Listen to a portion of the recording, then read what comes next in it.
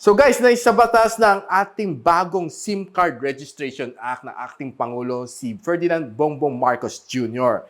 And there are some things na kailangan natin malaman when we buy a SIM card or we have an existing SIM card or we have the postpaid and prepaid. Ano mga kailangan natin alamin and kailangan bigyan ng pansin dito sa act na ito. Tara, pag-usapan natin.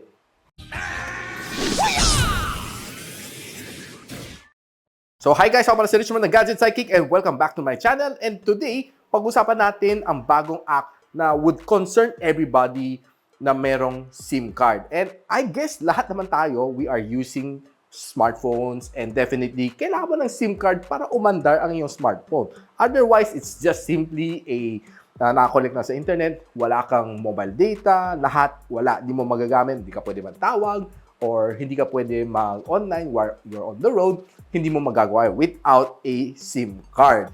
So after ng deliberation nito sa Congress, finally na isa batas na ito. I've been waiting for this act to be approved na hindi nagawa ng previous admin and binigyan ng pansin nitong bagong Pangulo natin.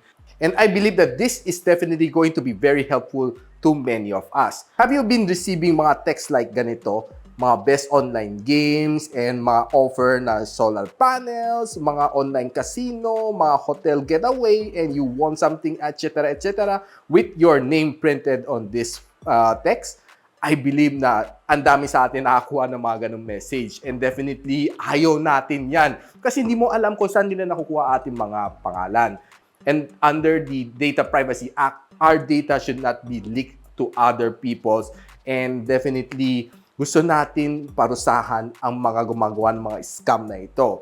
Alam naman natin, sobrang hirap ng buhay ngayon itong pandemic. So, ang dami mga scammer nanloloko just to be able to tawid gutom, like they said.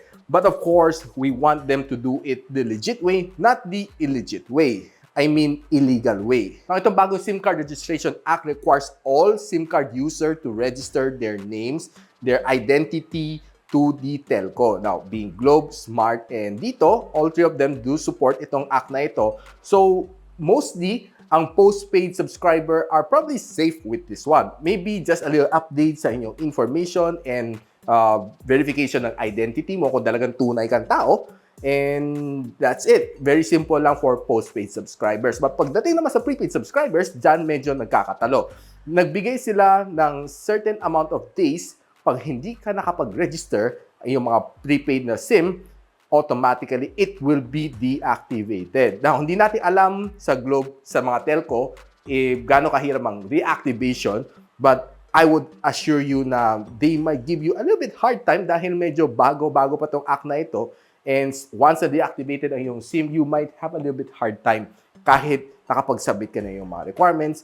Best is to do it before the deadline. And ang sabi ng Malacanang, you have to check yung mga announcement ni Globe, Smart, and dito kung saan nyo pwede isubmit ang iyong mga identification, maybe a copy of your national ID, driver's license, or anything to prove that you are really existing. And of course, sabi naman ng Malacanang, there is no limit na ilang SIM card ang pwede i-register under sa isang tao. But alam ko sa ibang bansa na maximum like sa China, 3 SIM card ang pwede mo i-register per person. Of course, that is to prevent you from doing a lot of anomalies. Aanin mo naman ang 20 na SIM cards for per person. But of course, sabi ng government, we don't really mind if you have 100 SIM card as long as it's registered to you. Now, I believe that in the next few days, ang mga telco will be sending out text messages or even posting on their official social media site or on their official webpage ang mga instruction on how to register your SIM card.